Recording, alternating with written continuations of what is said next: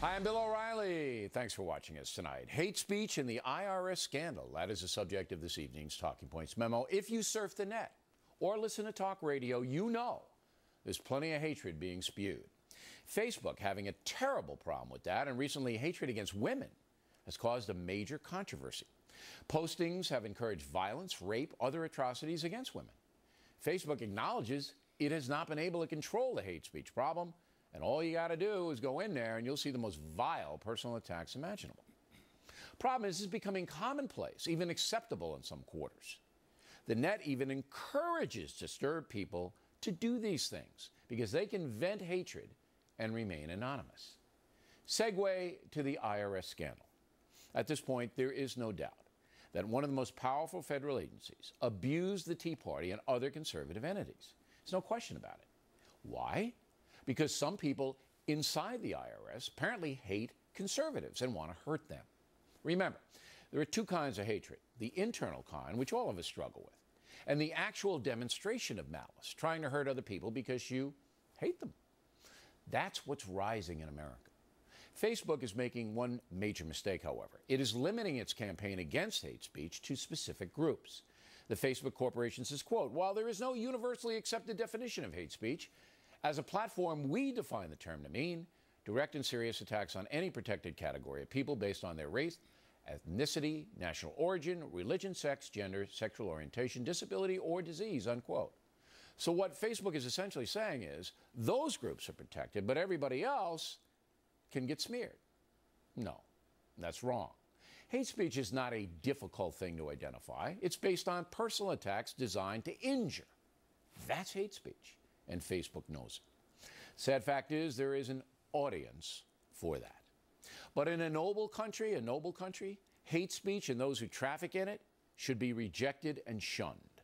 And in a just country, the abuse of federal power to punish conservatives or anybody else should be a crime. And that's a memo. Now for the top story tonight, there are currently three so-called scandals in play: the IRS, federal snooping on reporters, and the assassination of Libyan Ambassador Christopher Stevens. With us now to discuss those situations, the former Republican vice presidential candidate, Congressman Paul Ryan. Start with the IRS because you're on the House Ways and Means Committee, so you're going to be investigating this. Yes, that's right. All right, what's going to happen going forward? Okay, there are four things we know right now. Number one, we know that they targeted people based on their political beliefs, not just Tea Party groups, but religious groups as well that were conservative in nature. Number two, we know that they were intimidating and harassing donors to these conservative groups. Number three, we know that the IRS leaked sensitive taxpayer information, which was then used publicly to harass donors. And number four, we already know that the IRS misled Congress. All right, but you don't know who exactly did it. Our That's investigators what you started last week in interviewing and doing depositions. So our investigators started interviewing low-level IRS employees. We're working our way through the system, right, and we're starting to get the documents. We've requested thousands and thousands of documents, which are now starting to come into the Ways and Means Committee, and we're starting to. So they have to give you those documents. They have to give us. We can subpoena them if they don't. Right. So we will get those documents. But if they defy you, I think people need to know the parameters. Number one, if they lie to your committee, that's a federal crime. That's right. Right. That's right. Number two, if they don't hand over, they being the IRS, the Internal Revenue Service, the documents that you want, that's a crime. Right. And we'll subpoena them in that case if they don't. Okay, but when you say we'll subpoena them, they can say, well, we're not going to do it anyway. That's happened before. Then they can be charged with a crime. That's correct. Okay. So you have a criminal capability here. That's right. Now, you're thoroughly convinced this is just not a Cincinnati deal or a couple of rogue IRS people going. No, that's pretty clear. It's pretty clear that it's more systematic than that. So you got to find out whether it was just contained in the IRS. All right, and this Lois Lerner, she's a big player here, and she's gone.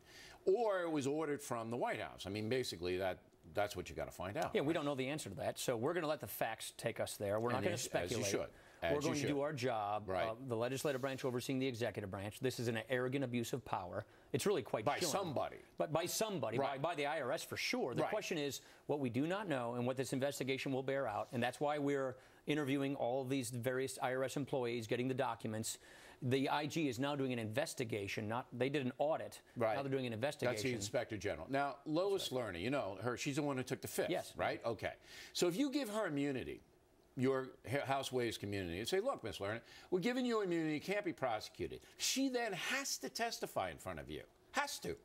compelled by law to, correct? Am I right? Well, therefore, there's no reason to take the fifth. Well, no, but if she says, I'm still not going to testify, couldn't you charge her with something? I think that's the case. That's right. Right. But here's the point. That's what you should do. Just get her, give her immunity. We have a lot of people telling us, do the investigation this way, do the investigation that way. But nobody as smart as me.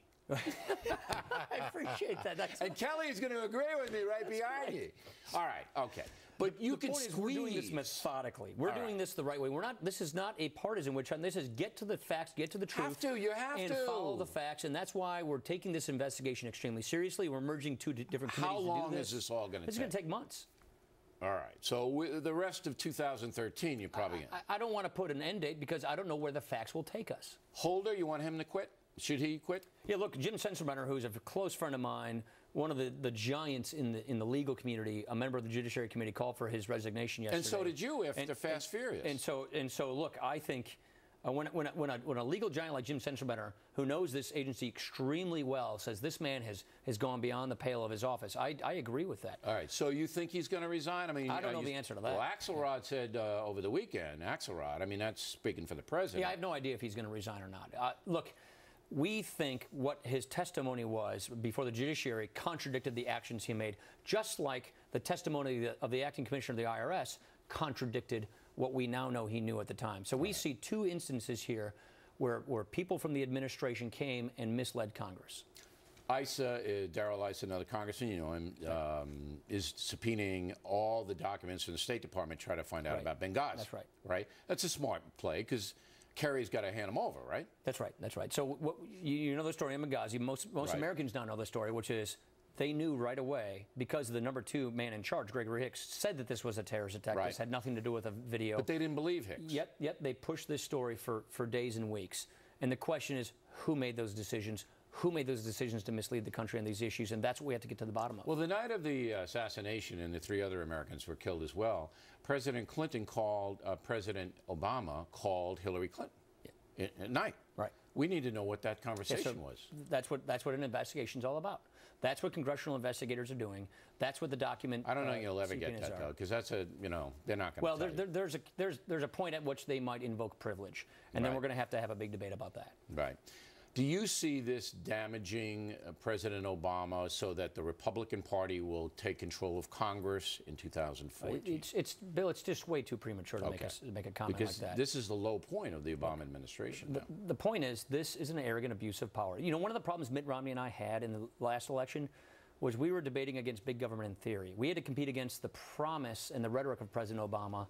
Well, now in the second term, now that he's implementing his agenda, we're seeing big government in practice. Okay, but the bigger problem that you and the governor had was you were not only campaigning against Barack Obama, but the American press. Except for Bill O'Reilly and Fox Well, we're News. Fair here, and I think you know that. No, I mean, you know, we don't. No, I'm just having fun with it. But now, the press may be turning. Have you noticed that? I think when you see the James Rosen case, the AP case, the press understands the First Amendment extremely well, and I think they take that one extremely seriously. And you just can't hide from the fact that this IRS abuse is arrogant and obnoxious. The question is, dangerous. Who knew about it? How systemic and how widespread was it? And this is an abuse of power. Will you keep the factor posted here? Absolutely. All right. Congressman, good to see you. Thank you for coming in. My pleasure. Next on the Rundown, Bob Beckel will reply.